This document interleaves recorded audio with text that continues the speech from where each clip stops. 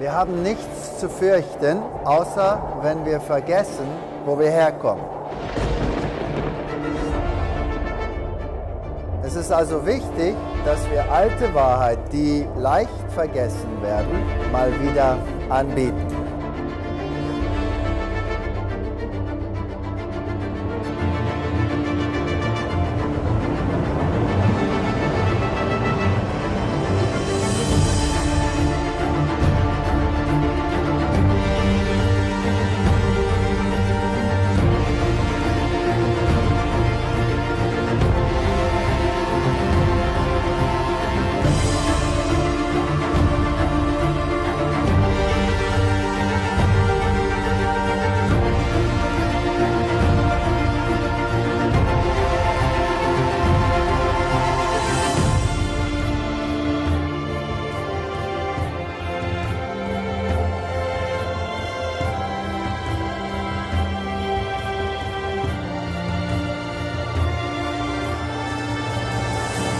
Das ist ein ernstes Thema und so müssen wir es auch ziemlich ernst behandeln.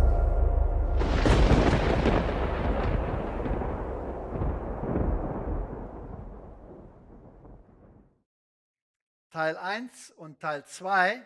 A parte 1 e a parte 2, na verdade, são só um estudo bíblico.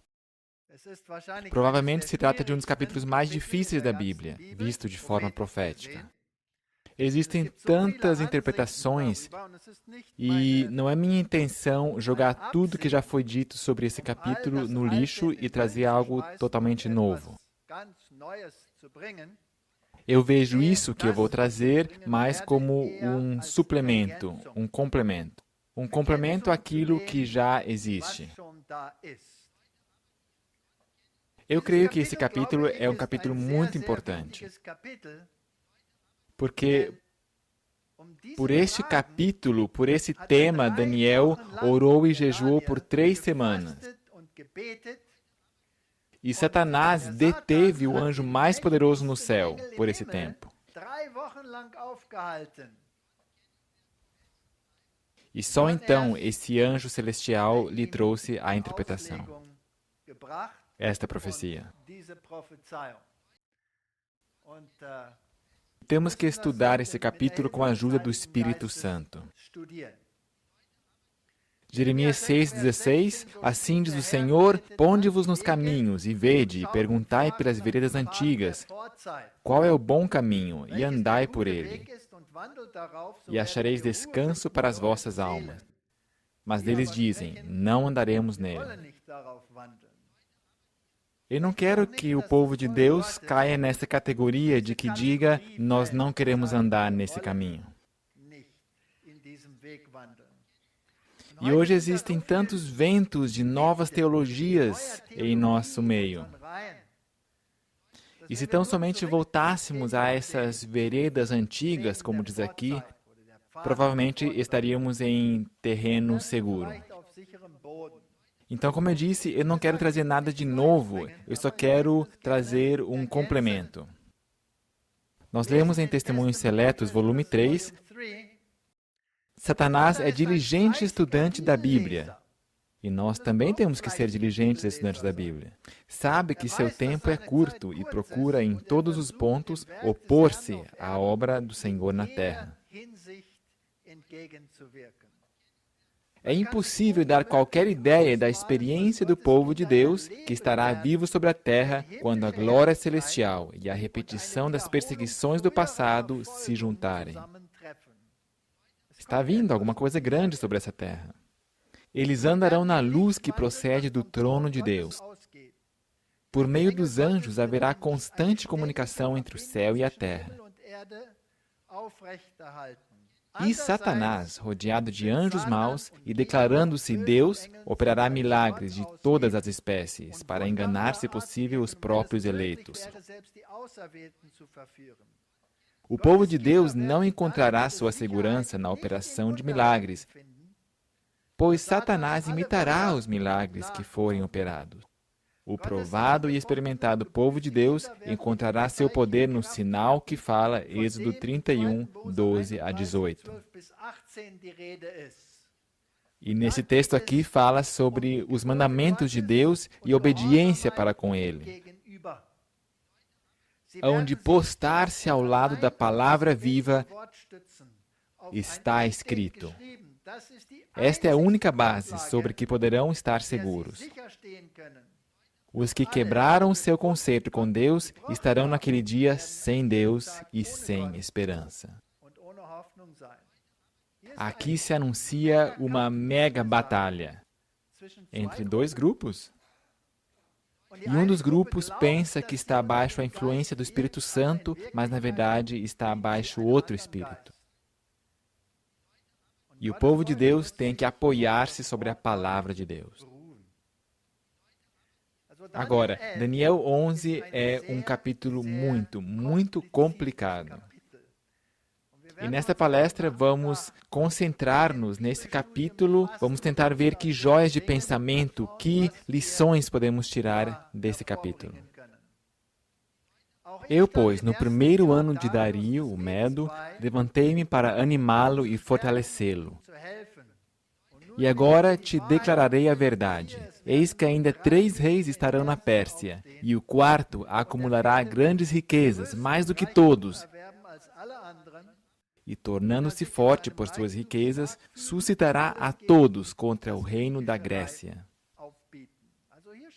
Então aqui o anjo está falando a Daniel e lhe explicando o que vai acontecer no futuro. Mas esse capítulo vem depois do capítulo 7, depois do capítulo 8, depois de Daniel 9, 10... E é um contínuo, é uma ampliação do que já foi dito. E, na verdade, é o clímax, o acontecimento final da história da Terra. E com isso nós temos que ocupar-nos. Porque se nós cremos que estamos vivendo nos últimos capítulos da história da Terra, isso é de suma importância para nós. Está evidente que esses primeiros versos devem ser lidos de uma forma puramente histórica.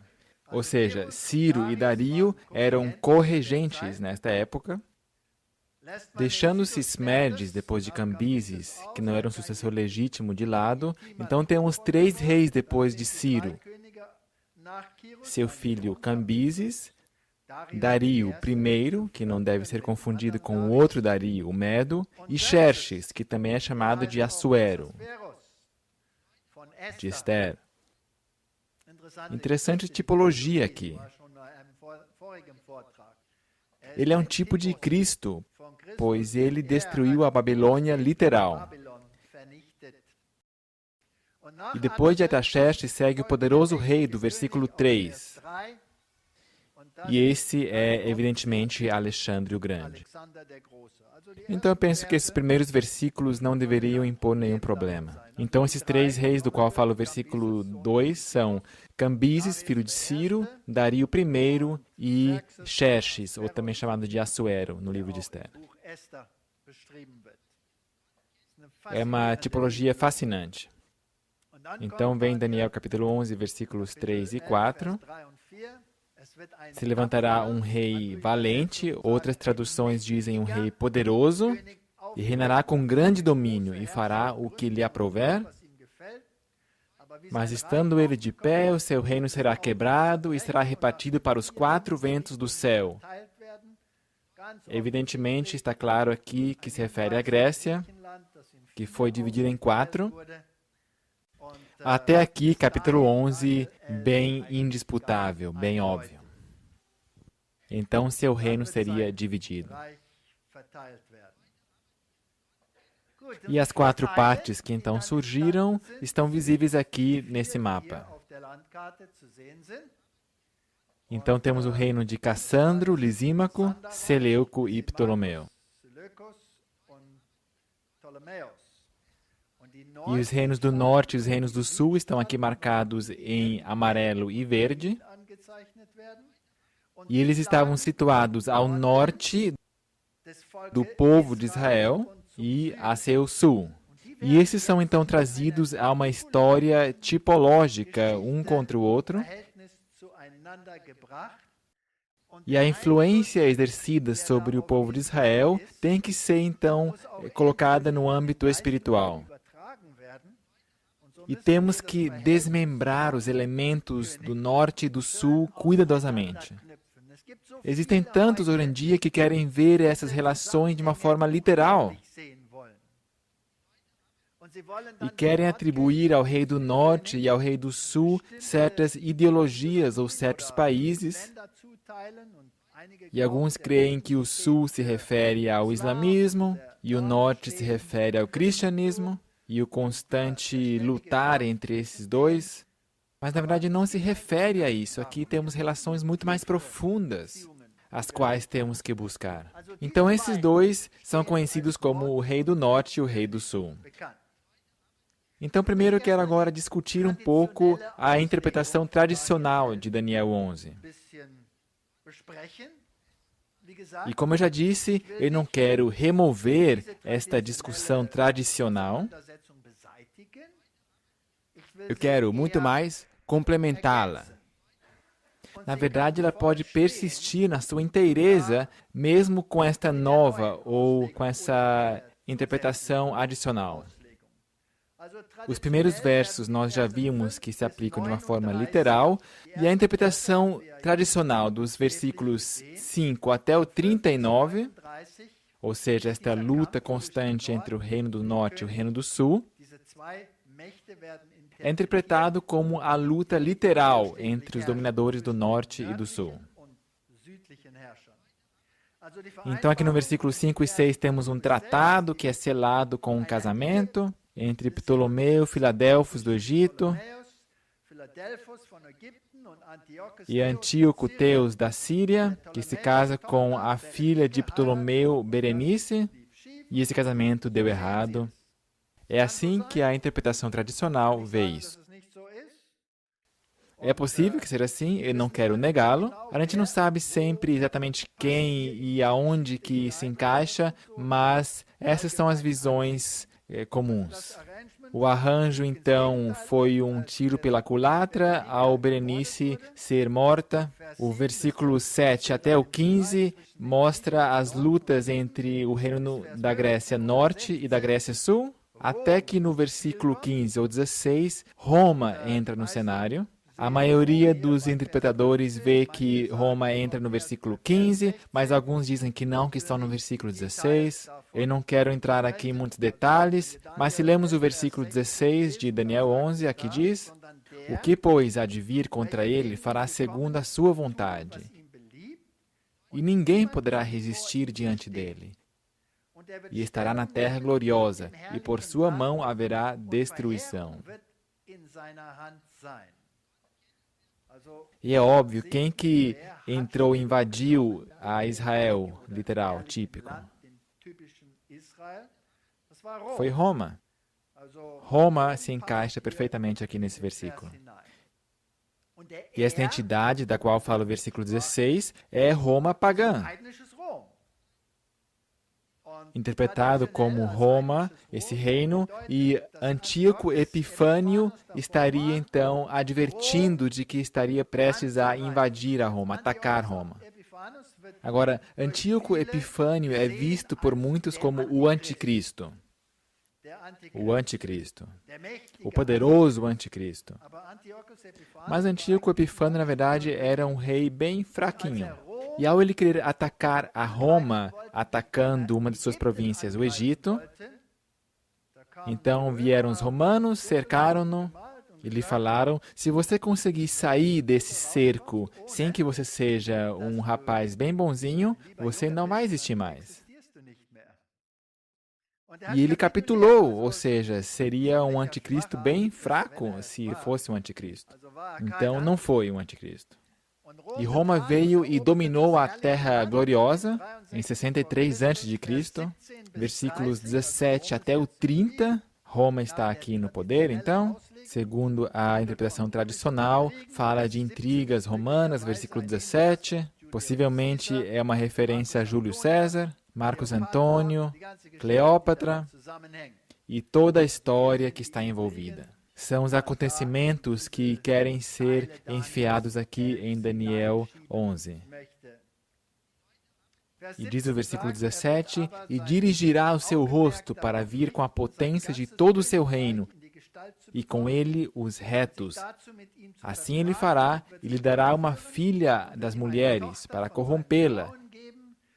Ela, porém, não subsistirá nem será para ele. Então, nesse verso, alguns veem Júlio César, Cleópatra e Marcos Antônios. Esta, portanto, é a interpretação tradicional.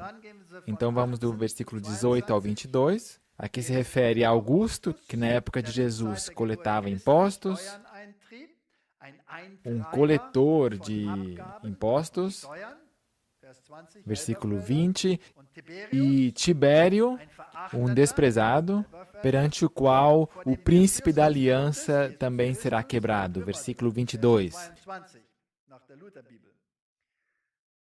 Então, isso se encaixa. Eu não quero mexer nisso.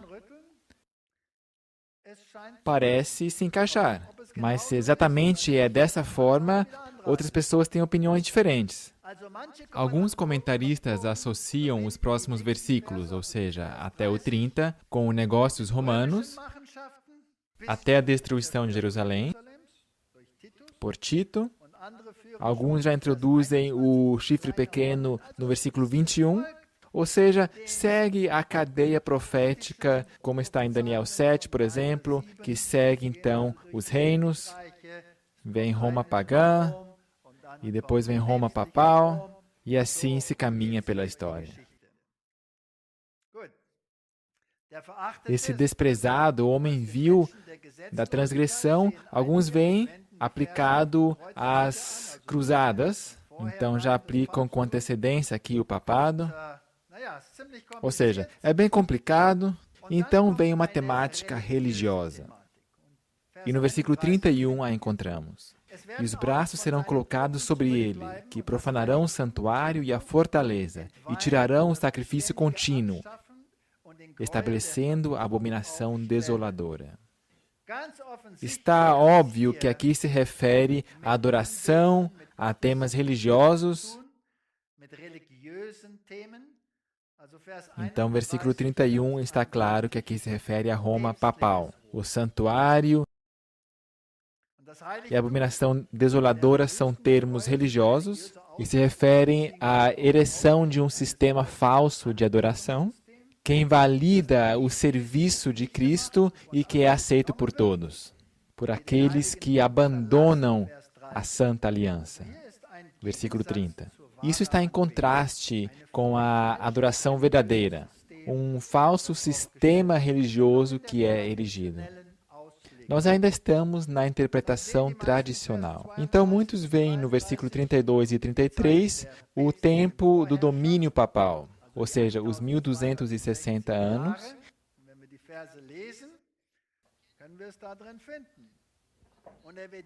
E aos violadores da aliança ele com lisonjas perverterá. Mas o povo que conhece ao seu Deus se tornará forte e fará proezas. Aqui temos essas intrigas papais para ganhar pessoas para si. E temos aqui esses que se opõem também à reforma. E os entendidos entre o povo ensinarão a muitos, todavia cairão pela espada, e pelo fogo, e pelo cativeiro, e pelo roubo, por muitos dias. Evidentemente, a perseguição da Idade Média, Inquisição, tudo que está relacionado com isso.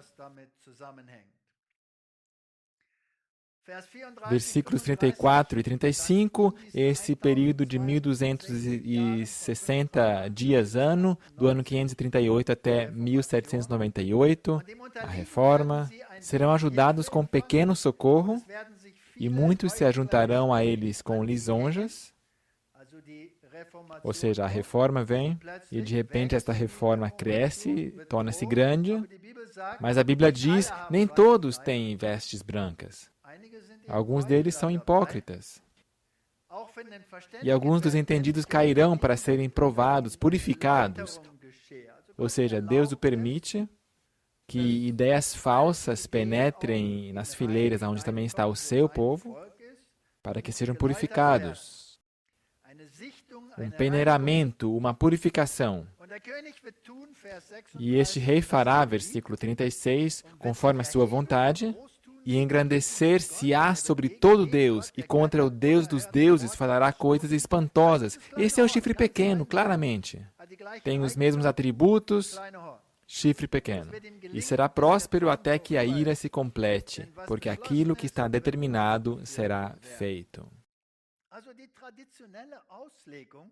Ou seja, a interpretação tradicional tem alguns pontos dos quais se pode dizer é isso, é isso. Mas entre esses pontos é meio insípido. Será que é esse rei ou será que é aquele rei? Será que é este evento ou esse? E como isso se relaciona com o tempo do fim? E por que é importante que o povo de Deus no final saiba, esse era o rei aqui, esse aqui era aqui esse evento? Se essas pessoas estão há séculos mortas? São boas perguntas que temos que lançar. Versículos 37 ao 39. E não terá respeito ao Deus de seus pais, nem terá respeito ao amor das mulheres. Ou seja, esse que se ergue em oposição. Estamos claramente no tempo de Roma papal aqui. Ele não se preocupa com aquilo que os pais ensinavam. E também não se preocupa pelo amor de mulheres. As mulheres são as igrejas e o amor de mulheres ensinos cristocêntricos. Ele não está interessado nesses ensinos. Na verdade, não se interessa em Deus algum, porque sobre tudo se engrandecerá. Mas em seu lugar honrará a um Deus das forças, das fortalezas. Este era o Deus Baal, o Deus das fortalezas. A esse Deus, a quem seus pais não conheciam, honrará com ouro e com prata e com pedras preciosas e com coisas agradáveis. E com auxílio de um Deus estranho agirá contra as poderosas fortalezas. Aos que o reconhecerem, multiplicará a honra. E os fará reinar sobre muitos e repartirá a terra por preço. Historicamente, Roma o fez. Os estados vassalos de Roma recebiam terras. Roma traçou a linha e falou, isso aqui agora vai pertencer a você, Portugal. Isso aqui vai ser seu, minha filha, Espanha. E assim vamos dividir a Europa. E este país vamos destruir, isso aqui vamos fazer assim, e assado. E historicamente se encaixa isso. Mas agora eu quero inserir um outro aspecto.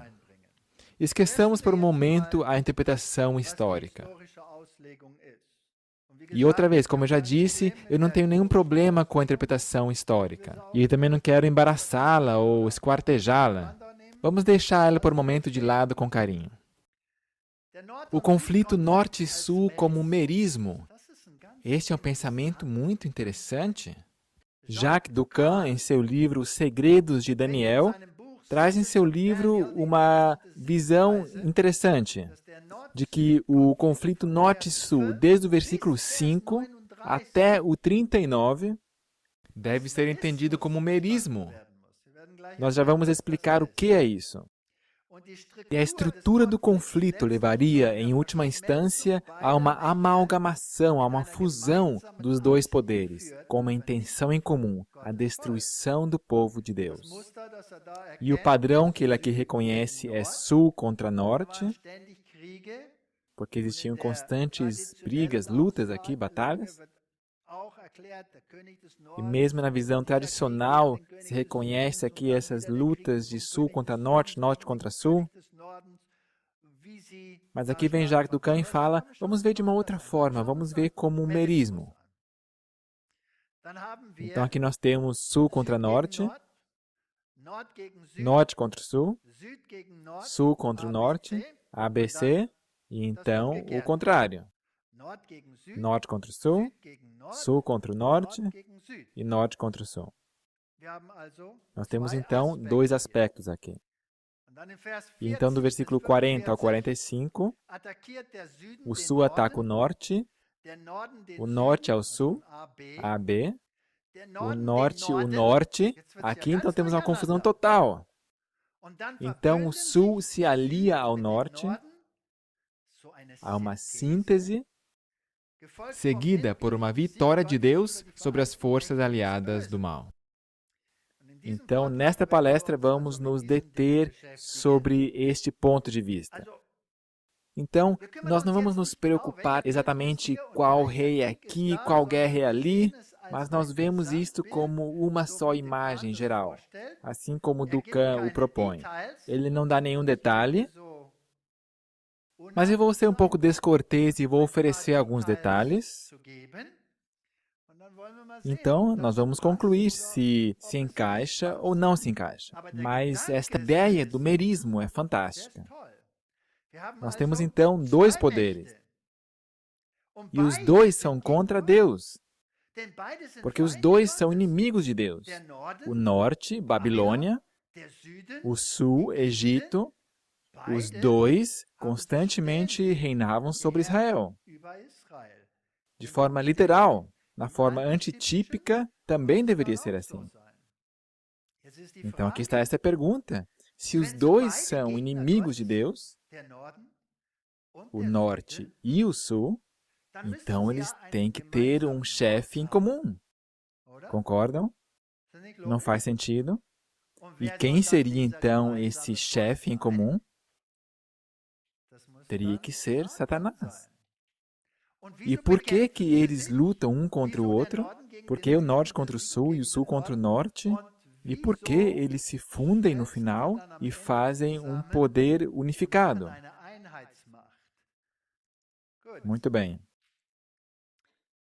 Os três temas do capítulo 3 são, portanto, conflito entre norte e sul,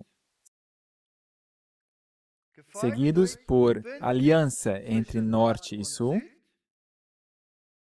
e, em terceiro lugar, conflito com o povo de Deus. Do versículo 5 ao 39, nós temos aqui uma briga hegeliana. Hegel propôs que nós levantamos a dois opostos, a duas ideologias opostas, uma ao lado da outra. Então, nós juntamos esses dois rebanhos a um grupo só. Através dos constantes conflitos entre os dois grupos, esfregamos um contra o outro, até que se tornem um. Genial esse pensamento. Uma briga hegeliana entre dois sistemas filosóficos, que tem uma meta em comum, a erradicação do povo de Deus e da verdadeira adoração. E esse merismo, então, explica o porquê dessas constantes brigas entre dois partidos que deveriam estar do mesmo lado. Então, o que é um merismo? O merismo consiste de dois elementos em contraste, em oposição, que juntos compõem um todo. E existem muitos exemplos de merismos na Bíblia. Aqui estão alguns exemplos bonitos. Salmo 89, 11 e 12. Teus são os céus, e tu é a terra, o mundo e a sua plenitude, tu os fundaste.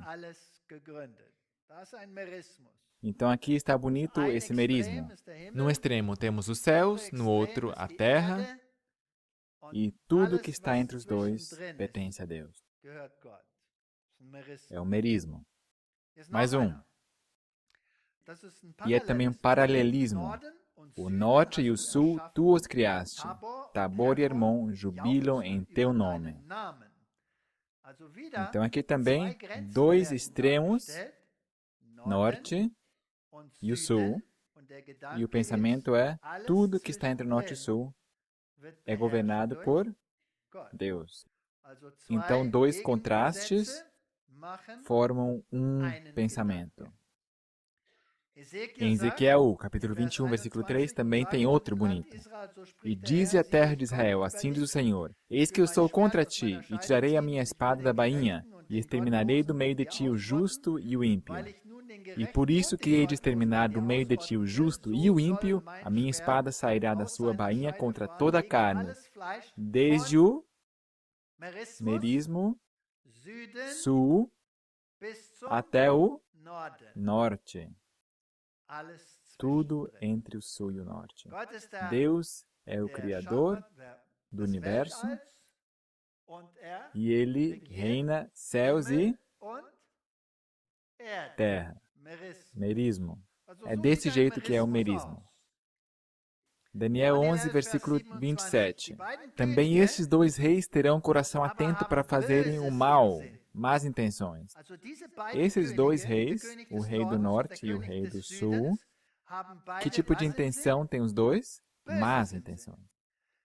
Eles estão sentados à mesma mesa e falam mentiras, mas não prosperará porque ainda haverá o fim no tempo determinado. Então, apesar deles lutarem um contra o outro, aonde eles estão sentados? Numa só mesa, e eles tomam conselho e falam mentiras. Então, os dois são inimigos, e atrás dos bastidores, temos aqui um efeito hegeliano.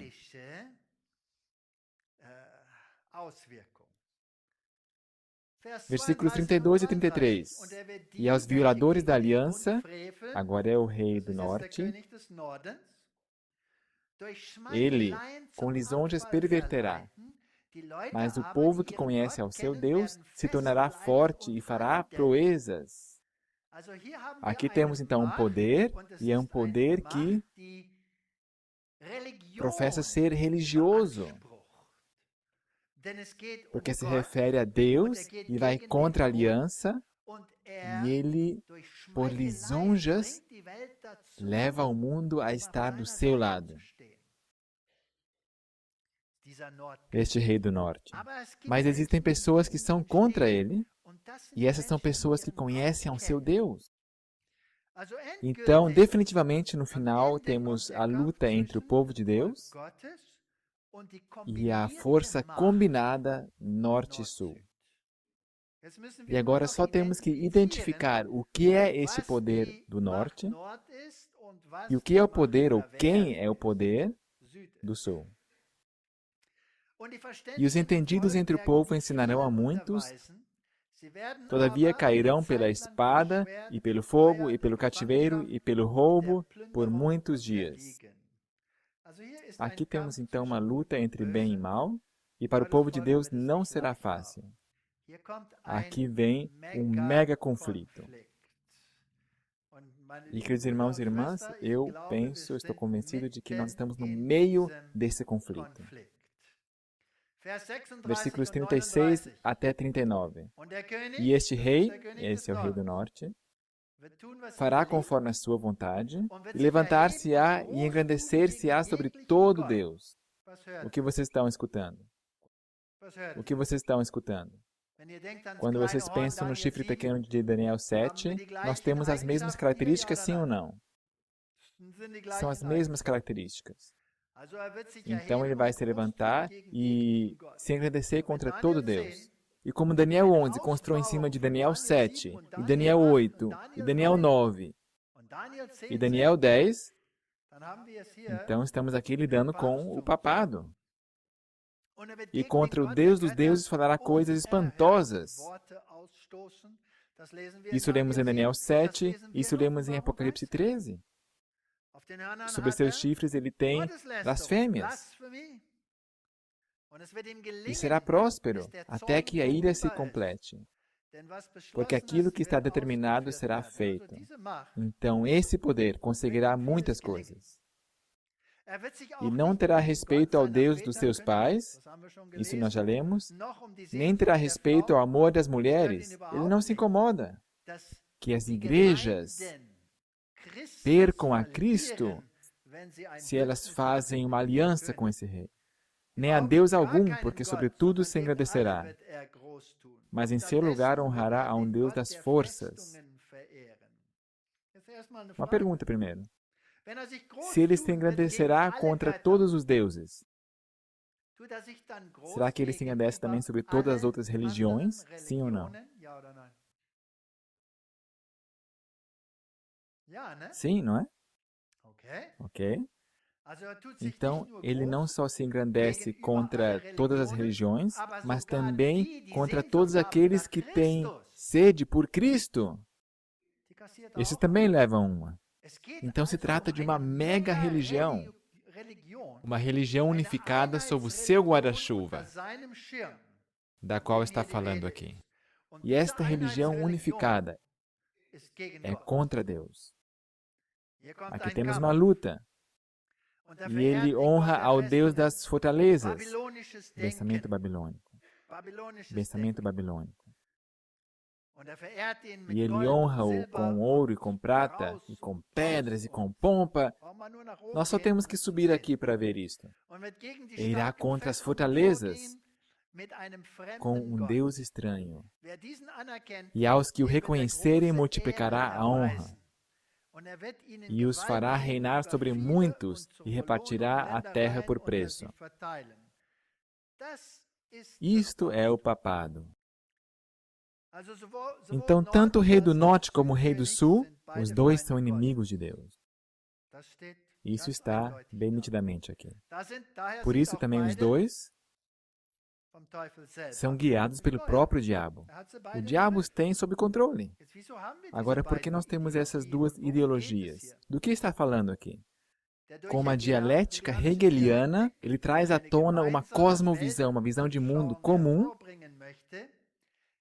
que serve ao propósito de sua astúcia.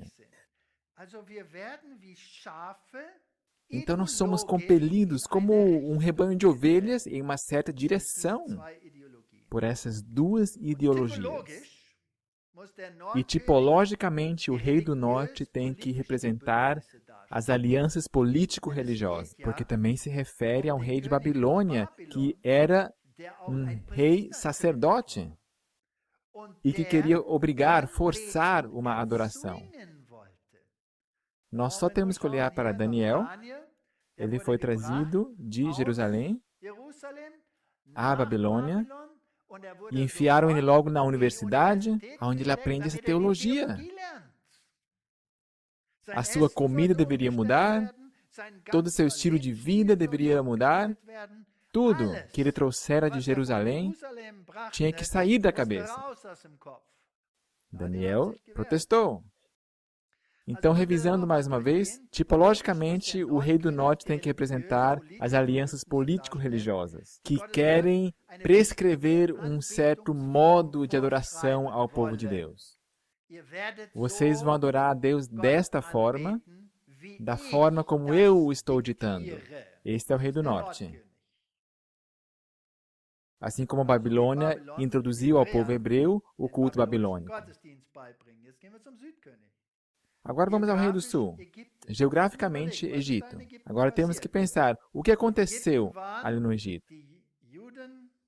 No Egito estiveram os judeus, o povo de Israel. Eles foram escravos. Eles podiam servir ao seu Deus, mas só dentro de uma certa moldura, de certos limites. O que aconteceu aqui?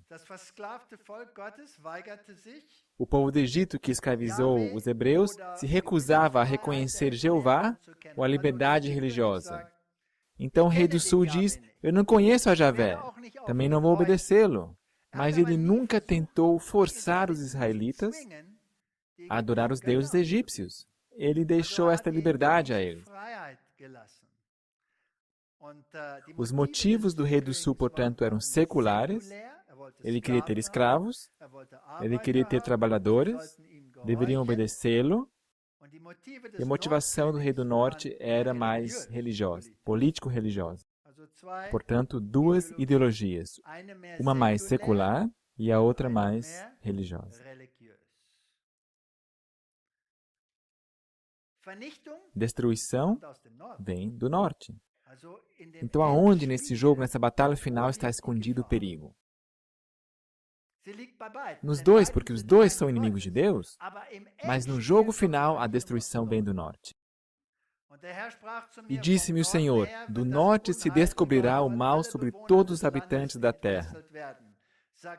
Diz Jeremias. Tipologicamente, a destruição literal de Jerusalém veio do norte. Fugi para a salvação vossa, filhos de Benjamim, porque do lado do norte surge o mal e uma grande destruição. Jeremias 6:1. Jeremias 10:22. Eis que vem uma voz de rumor, grande tremor da terra do norte, para fazer as cidades de Judá uma assolação. Então, o grande perigo está no norte.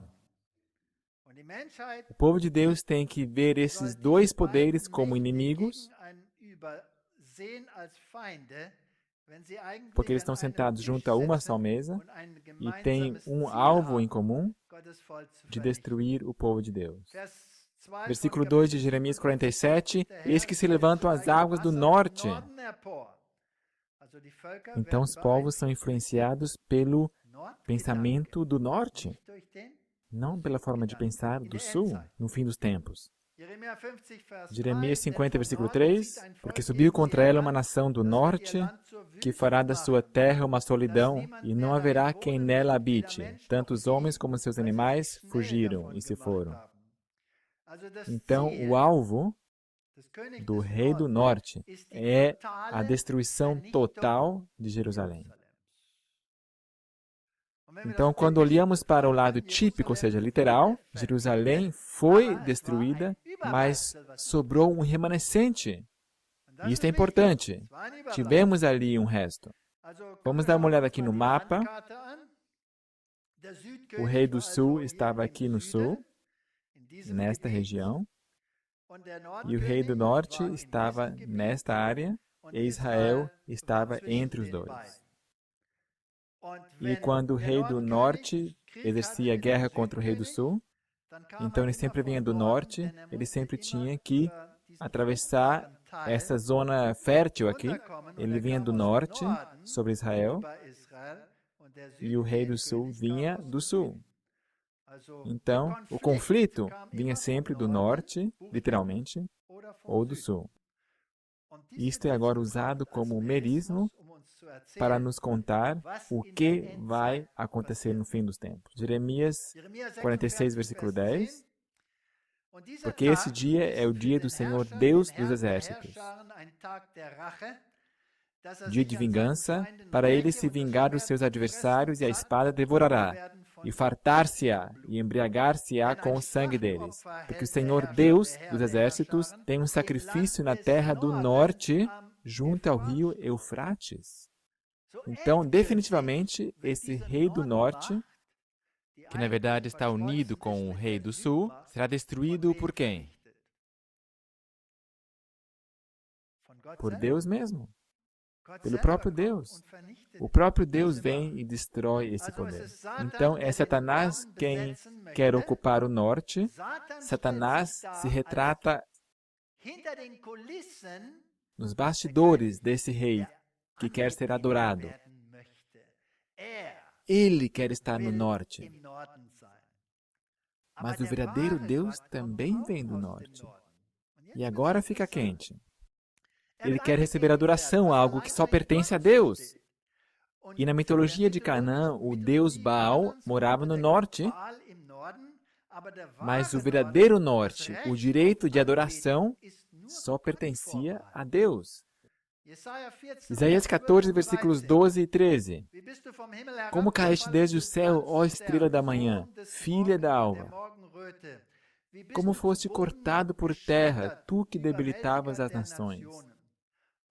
E dizias no teu coração, eu subirei ao céu, acima das estrelas de Deus exaltarei o meu trono, e no monte da congregação me assentarei nos lados do norte. Então, aonde está o trono de Deus? O trono de Deus está no norte, e norte equivale à adoração verdadeira. Satanás diz, mas eu quero possuir o norte. Eu quero receber verdadeira adoração. Então, aqui está um falso norte e um verdadeiro norte. O rei de Daniel 11:34, diz o professor Martinho Lutero, se refere nitidamente ao Papa. Esta era a interpretação da reforma. Nós, portanto, não estamos descarrilhados se, como remanescente, como resto, nós também temos a mesma interpretação. Aquele que sem intimidação lança os seus decretos, assim como o sol está sobre a lua, assim também o Papa está sobre o príncipe.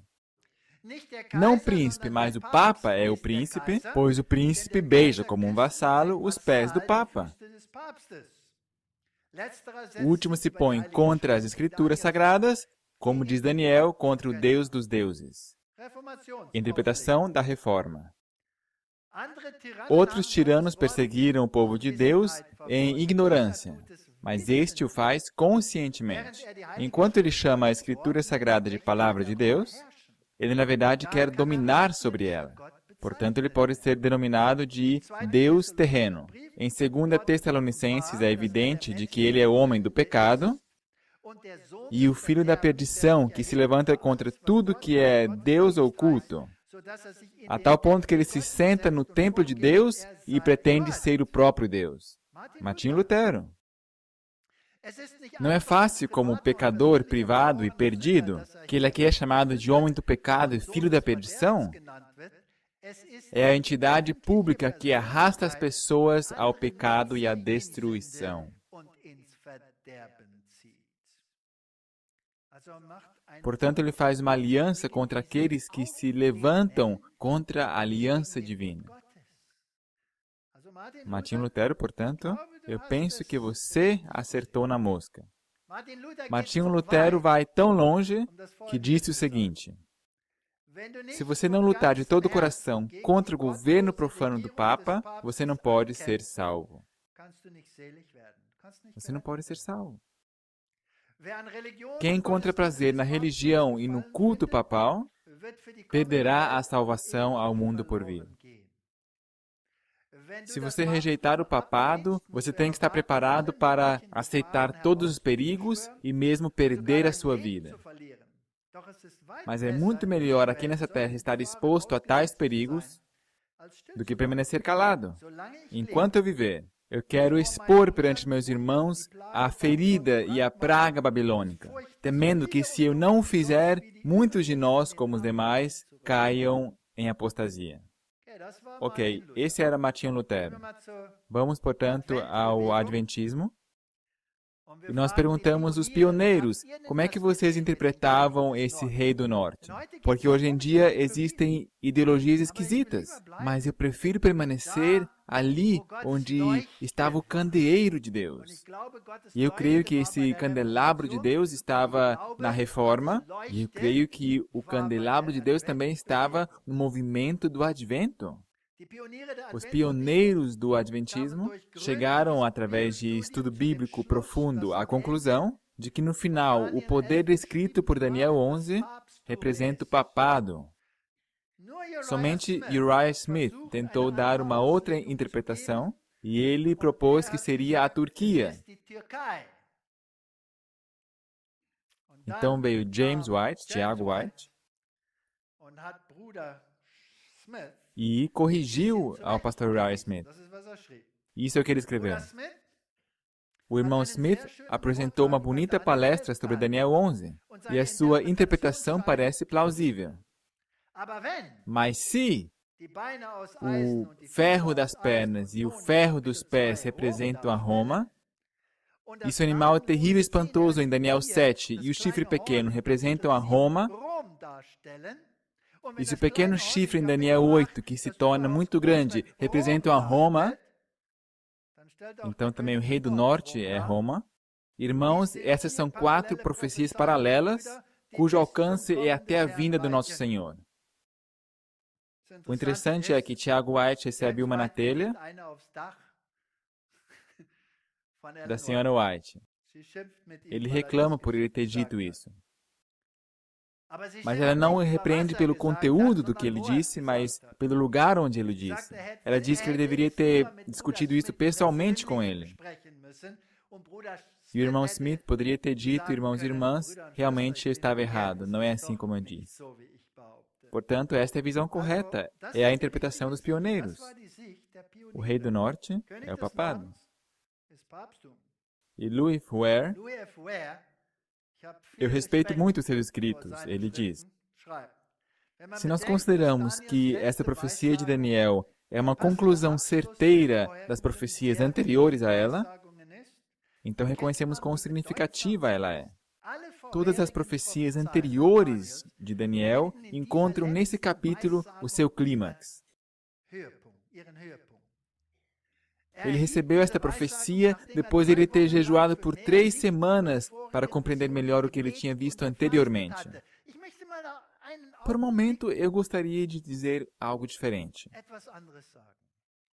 Por 3 semanas, ele orou e jejuou. E por 3 semanas, ele não recebe nenhuma resposta.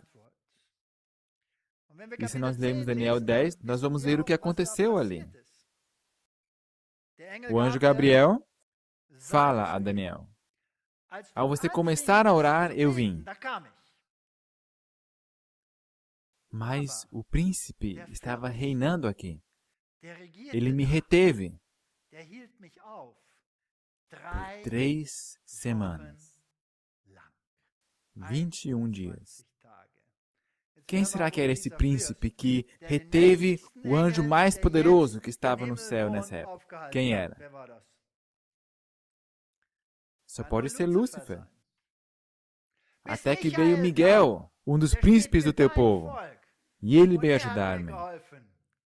Agora eu posso te dizer o que vai acontecer nesse último capítulo, capítulo 11.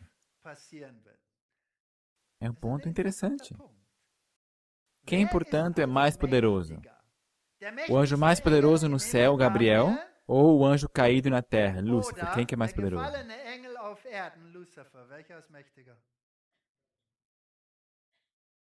Lúcifer é mais poderoso.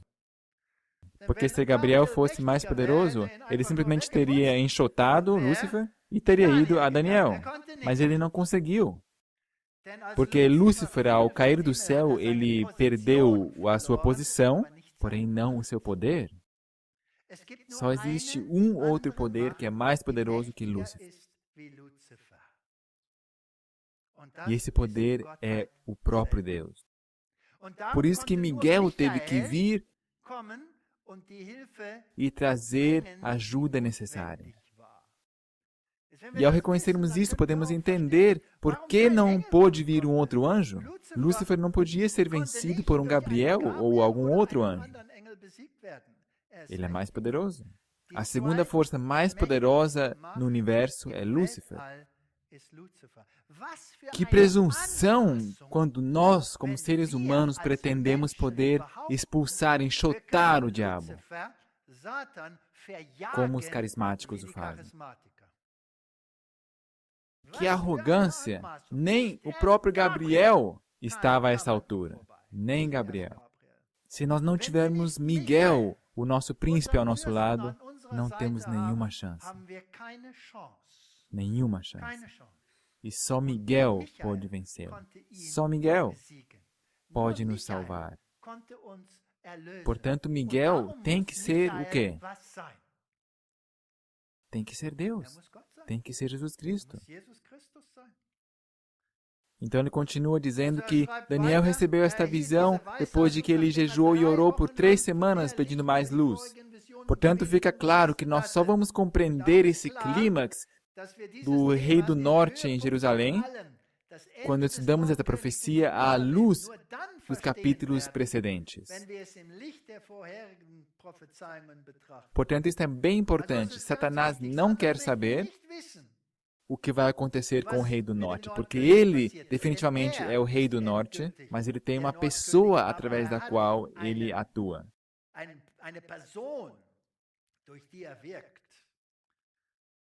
Então, no Iver continua, tanto João como Daniel descrevem os perigos, as lutas e a libertação final do povo de Deus. João o faz em conexão com a descrição das forças satânicas da Babilônia espiritual.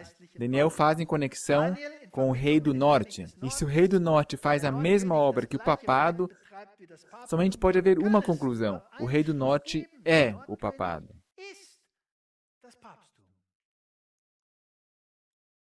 Muito bem. Agora queremos dar uma olhada pelo ângulo tipológico. A tipologia é tão fantástica. A tipologia é tão tangível. É fantástica. É maravilhosa. E nós temos uma tipologia fantástica desta luta final entre o povo de Deus e o rei do norte. Na tipologia do príncipe e do rei de Tiro. Porém, os dois não são o mesmo. Temos que diferenciá-los bem. Vamos ver isso. Tiro, o seu principado e o seu rei, são um modelo tipológico para o último conflito cósmico. Ezequiel 28, versículo 2. Filho do homem, diz ao príncipe de Tiro, assim diz o Senhor Deus, porquanto teu coração se elevou e disseste, eu sou Deus, sobre a cadeira de Deus me assento no meio dos mares. O que vocês estão escutando aqui? Não é a mesma coisa que encontramos em Apocalipse 13? E não passas de homem e não és Deus, ainda que estimas o teu coração como se fora o coração de Deus. Então temos aqui um tipo, temos um príncipe de Tiro, um homem, e ele se iguala a Deus. Antítipo, temos que ter um príncipe no fim dos tempos, que no meio dos mares, ou seja, dos povos, se quer igualar a Deus. Muito bem. Capítulo 26, verso 7, porque assim diz o Senhor Deus, eis que eu, desde o norte, trarei contra Tiro a Nabucodonosor, rei da Babilônia, o rei dos reis, com cavalos e com carros e com cavaleiros e companhias e muito povo. Portanto, esse Tiro típico será definitivamente destruído, engolido por este rei do norte, Babilônia. O homem da iniquidade tem as mesmas pretensões que o príncipe de Tiro. Ele se assenta como governante no templo, assim como o Antítipo na igreja, e pretende ter a posição de Deus. Em seu papel político-religioso como mártir, Apocalipse 13, ele recebe o assento, o trono, a autoridade diretamente do dragão. Portanto, o dragão lhe dá o seu poder e o seu trono e a autoridade para reinar sobre os povos. Portanto, aqui temos um homem, um rei humano, mas atrás dele está o dragão, que é Satanás. Agora, mais uma coisa que é interessante. Tiro também representa um poder econômico, porque os fenícios eram comerciantes e navegadores. E se lemos Apocalipse 18, ali lemos sobre comércio e navegação, sobre propriedades econômicas. A marca da besta também é introduzida num patamar econômico. Você não pode comprar e não pode vender. 2 Tessalonicenses 2, 3. Ninguém de maneira alguma vos engane, porque não será assim sem que antes venha a apostasia e se manifeste o homem do pecado, filho da perdição, e se levanta contra tudo que se chama Deus ou se adora. Portanto, aqui o contexto é nitidamente adoração, de sorte que se assentará como Deus no templo de Deus, querendo parecer Deus. É a mesma coisa que fez o príncipe de Tiro, sim ou não? A mesma coisa. Portanto, temos um tipo, príncipe de Tiro, temos um antítipo ou sombra, que é o papado. E a besta, Apocalipse 13, 2, que eu vi, era semelhante ao leopardo, e os seus pés como os de urso, e a sua boca como a de leão. Portanto, aqui vemos um conglomerado de Daniel 7. Ele tem todas essas características da forma de adoração da Medopérsia, de Roma, da Grécia. A sua ideologia é composta por ideologias pagãs. E o dragão deu-lhe seu poder e seu trono e grande poderio. Portanto, atrás desse príncipe terreno está um outro poder, o poder do dragão, Lúcifer. Atrás do príncipe de Tiro está um outro poder, um rei. E ele se assenta num templo, esse poder do final dos tempos. Ele está sentado lá, mas essa posição pertence a Deus. Está sentado no trono, que está no norte, porque Ezequiel descreve como o trono vem do norte. O seu reinado, portanto, também se encontra no norte. Portanto, estão perante o trono de Deus e o servem de dia e de noite. E o que se assenta no trono irá estender a sua tenda sobre eles. Portanto, o Deus verdadeiro também está sentado no norte. Portanto, nós temos dois reis do norte aqui. Apocalipse 13, versículo 1. E vi subir do mar uma besta que tinha 7 cabeças e 10 chifres, e sobre seus chifres 10 diademas, e sobre as suas cabeças um nome de blasfêmia. E Wesley diz claramente, esta besta é o Papa que levantou seu poder há 600 anos e ainda permanecerá por um certo período de tempo. A ele e a ninguém mais se aplica todo esse texto, cada ponto e cada detalhe, em oposição ao reino de Deus. Portanto, estamos sobre a base da reforma. Alô? Os reformadores disseram isso, nós também dizemos o mesmo hoje. Esta besta existe no presente, não é passado, porque Roma existe agora, diz o reformador Wesley. Muito bem, agora vamos comparar na tipologia de Tiro o príncipe com um rei. Comecemos com o príncipe.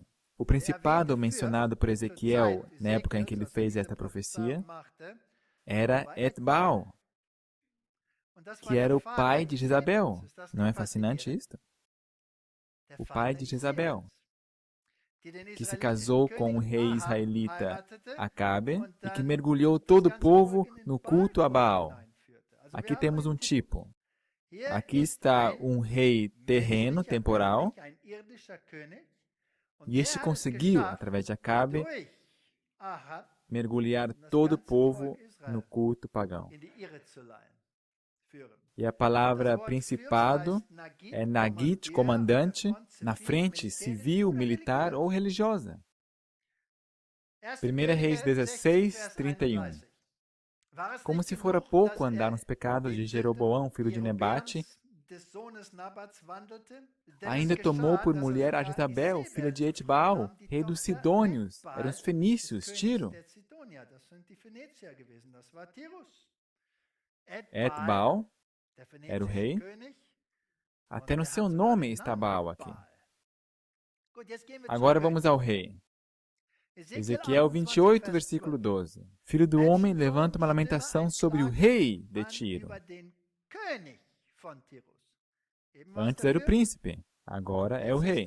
Portanto, um nível mais alto. Assim diz o Senhor Deus, tu eras o selo da medida, cheio de sabedoria e perfeito em formosura. O quê? Rei, Meleque. Rei, real. Então, diz a Bíblia, estiveste no Éden, no jardim de Deus. Eras perfeito desde o dia em que foste criado, até que se achou iniquidade em ti. Portanto, quem que é o rei de Tiro? Satanás. Satanás. Portanto, nós temos um principado, ou príncipe terreno, Etbaal, e este seduz o povo de Deus. E nós temos um outro rei, mas este estava no Éden, portanto não pode ser um rei terrenal. E este seduz toda a humanidade, mas ele era perfeito, era um ser caído. Portanto, nós temos o mesmo que em Apocalipse, na tipologia. Um príncipe terrenal e um superior a ele, espiritual, que requer adoração atrás dos bastidores. Apocalipse 13, nós aqui temos um terrenal e o dragão lhe dá o seu poder, o seu assento, e este é o espiritual por trás dos bastidores. E o terrenal é o canal pelo qual o espiritual consegue a adoração de si.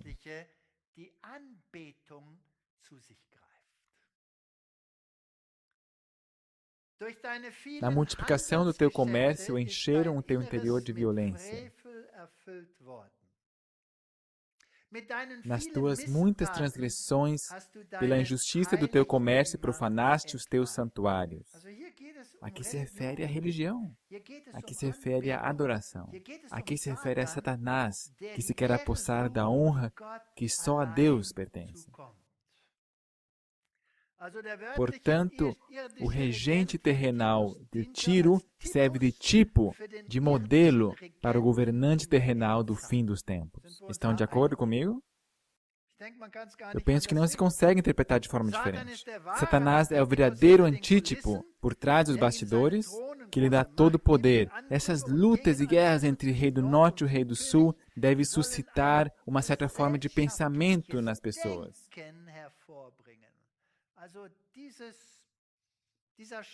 Esta luta entre norte e sul é um método para levar as pessoas a tal ponto que adorem o errado. É interessante.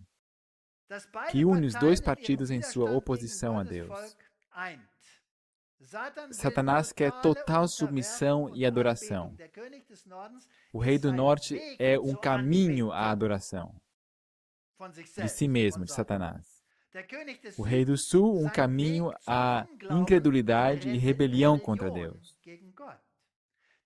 O rei do norte, em primeiro plano, é a Babilônia literal, o modelo para a Babilônia antitípica do fim dos tempos, na qual todas as religiões estão fundidas baixo a direção do papado, e os reis do mundo irão prostrar-se perante esse sistema, irão render-lhe o seu poder, e assim surge uma besta político-religiosa que é guiada por uma mulher, a igreja. Certo? Muitos declaram que o rei do sul é o islamismo. O rei do sul pode ser o islamismo, sim ou não? Não, não pode ser o islamismo. Não pode. Porque o islamismo está para adoração, para culto. Portanto, tem que ser incorporada na família das novas religiões, das religiões mundiais. Baixo o poder do rei do norte. Portanto, quem seria este rei do sul? Muito bem, vamos a Apocalipse 17, onde isto é descrito, onde os reis do mundo dão o seu poder a esta besta. Verso 3, e levou-me em espírito a um deserto, e vi uma mulher assentada sobre uma besta de cor escarlata, que estava cheia de nome de blasfêmia, e tinha 7 cabeças e 10 chifres. Portanto, aqui está descrita esta besta do fim dos tempos, esta forma de reinado.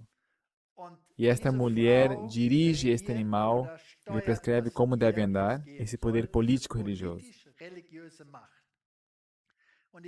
E a mulher estava vestida em púrpura e em escarlate, nós já conhecemos isto. Verso 5, na sua testa estava escrito o nome mistério, a grande Babilônia, a mãe das prostituições e abominações da terra. E o anjo me disse, por que você se admira? Eu te direi o mistério da mulher e da besta. Portanto, no final, todos vão estar submissos a esse rei do norte. O rei do sul incorpora, portanto, o quê? Se o rei do norte representa o aspecto religioso, em todas as suas formas, em todo o mundo, seja islamismo, ou hinduísmo, ou budismo, ou seja o que for, o rei do sul tem que representar humanismo, evolucionismo, ateísmo, secularismo e existencialismo. Agora ficou interessante. Porque se nós contemplamos isto, porque se a gente considerar bem que todos têm o alvo de eliminar a Deus e ordenar a terra puramente baseado em sabedoria humana, e esses conceitos são, de uma forma ou de outra, procedentes de jesuítas. Por exemplo, Voltaire, Descartes, Teilhard de Chardin e inúmeros outros que introduziram esses pensamentos no mundo. Então, o que está acontecendo aqui? Aqui nós temos uma ideologia anti-Deus,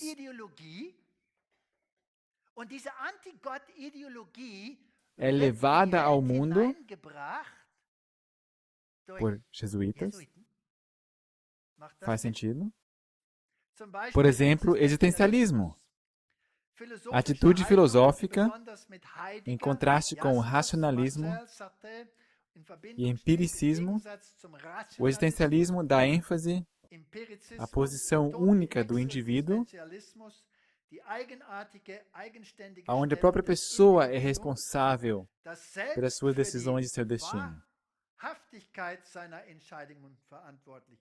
Portanto, esta cosmovisão diz: somente eu sou responsável para onde vai a viagem da minha existência. Eu decido por mim mesmo o que é moralidade, o que é certo e errado. Esta ideologia vem dos jesuítas, por pessoas como Descartes.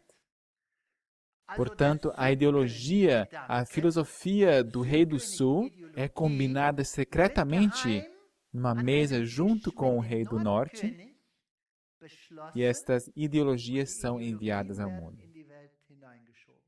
Nesse momento, estamos vivendo entre domínio do Rei do Sul e definitivo domínio do Rei do Norte. O general espanhol Franco, e este era um que conhecia o sistema por dentro, ele diz: a nossa guerra não é uma guerra civil, mas uma cruzada.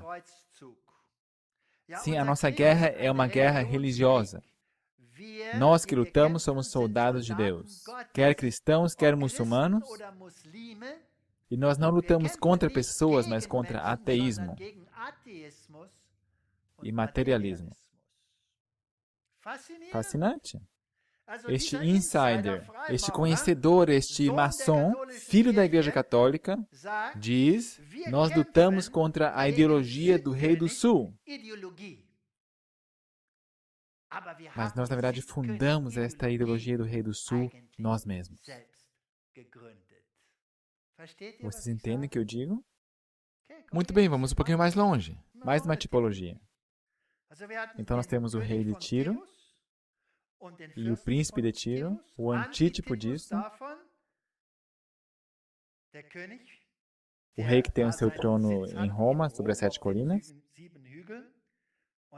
E o dragão que está por trás dele. Aqui temos mais uma tipologia entre o norte e o sul, literal, onde o rei do sul, na época em que a Babilônia surgiu, Faraó Neco, e Nabucodonosor era o rei do norte, literal. Segunda Rei 23, 29. Nos seus dias subiu Faraó Neco, rei do Egito, contra o rei da Assíria. Isso não pode estar traduzido corretamente. Portanto, eu tomo aqui para minha ajuda a nova versão King James. Eu poderia usar também a nova versão internacional. Eu relutaria, mas nesse texto aqui daria certo. Ao encontro do rei da Síria. Isso é o certo, não contra. Então, tipologicamente, o que aconteceu aqui? O rei do sul, Faraó Neco, veio ajudar o rei da Síria, porque havia uma rebelião do rei da Babilônia. Babilônia tinha crescido e se tornado mais forte que o rei da Síria. Mas com a ajuda do rei do sul, a Síria queria vencer a Babilônia. O rei Josias de Israel raciocinou: bem, eu não quero que Babilônia chegue ou permaneça no poder, porque os profetas já estão gritando que nós vamos ser destruídos por Babilônia, portanto queremos detê-la. Então o rei Josias morreu nesta luta. Então, definitivamente, o rei do norte, Babilônia, vence o rei do sul, o Egito, e acontecem lutas, batalhas reais. São sombras que se aplicam ao final dos tempos. Nós não precisamos ler todos os textos. As crônicas são interessantes. Neco II, o ascendente ao trono Nebo, herda uma guerra contra a Babilônia, na qual o Egito apoia a Assíria. E isto é a história. Da forma como a New King James o traduz, está correto. Então temos uma intervenção na Palestina, e o rei Josias morre neste conflito. Então essas crônicas dizem que Nabopolassar enviou seu filho, Nabucodonosor, o qual destrói o exército de Faraó Neco em Carquemes. No ano 605 a.C., Nabucodonosor bate a Faraó em Carquemes. Isso vem dos tabletes. Um ataque babilônico ao Egito, uma revanche. Então aqui temos um conflito literal entre norte e sul.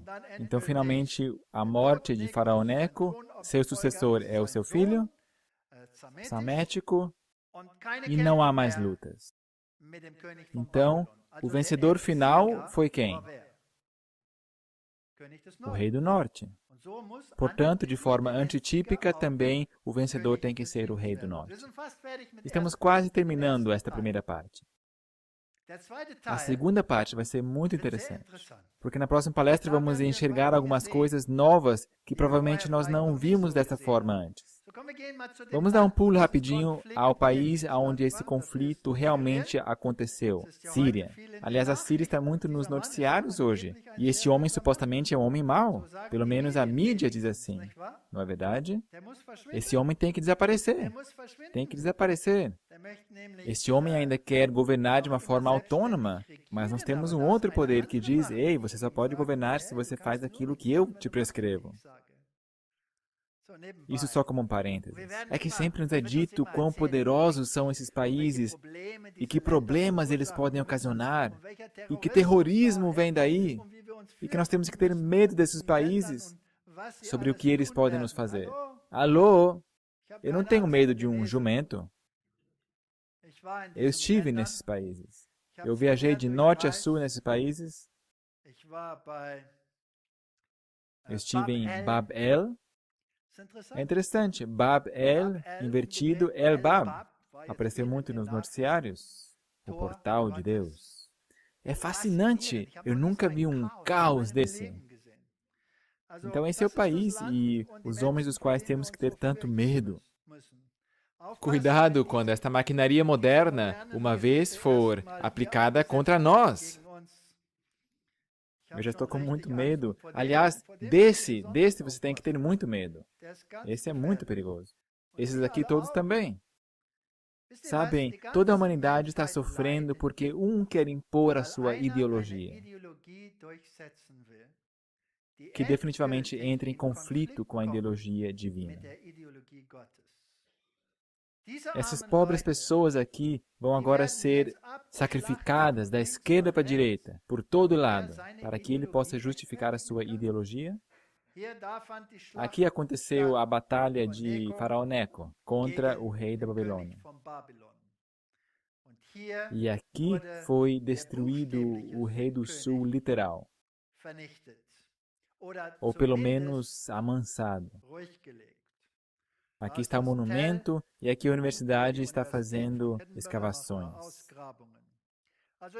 O rei do norte típico, portanto, venceu o rei do sul típico. Um pouco antes da Babilônia começar o seu ataque contra a Jerusalém literal. Vocês sabem o quê? Eu estou convencido de que nós estamos aqui. Essas condições que dominavam no mundo, onde tínhamos liberdade religiosa, onde tínhamos liberdade de pensamento, onde nós podíamos decidir por nós mesmos a quem servir, onde podíamos falar da forma que estamos falando agora, esse tempo passou. Eu penso que o rei do sul agora vai retroceder perante o rei do norte. Estamos bem no fim. Eu penso que estamos começando a entender um pouquinho dessa profecia de Daniel 11. Para que não sejamos enganados por esta uma ideologia hegeliana ou pela outra ideologia hegeliana. Porque as duas têm a sua mira em nós. E não se equivoque, os dois têm a sua influência sobre o povo de Deus. Os dois. E é muito perigoso. Eu só quero dar um exemplo. Ideologia do rei do sul, evolução. Influência sobre o povo de Deus, sim ou não? Será que existem pessoas entre nós que dizem que nós descendemos de lodo, e que uma força mística juntou tudo, sim ou não? Com certeza. Sabe e entende, desde a saída da ordem para restaurar e para edificar Jerusalém, até o Messias, o príncipe, haverá 7 semanas e 62 semanas. As ruas e o muro se reedificarão, mas em tempos angustiosos. Então aqui se refere ao tempo em que Roma apareceu. Portanto, o rei do norte e o rei do sul, na época de Babilônia. Depois temos o mesmo conflito, Roma se torna o novo rei do norte. E o santuário e o príncipe são destruídos. Tipologicamente, para nós, muito comovedor. Na segunda parte, vamos então aos detalhes do conflito derradeiro, final. Este é fascinante. Fascinante. Aqui vamos ver exatamente como uma ideologia supera a outra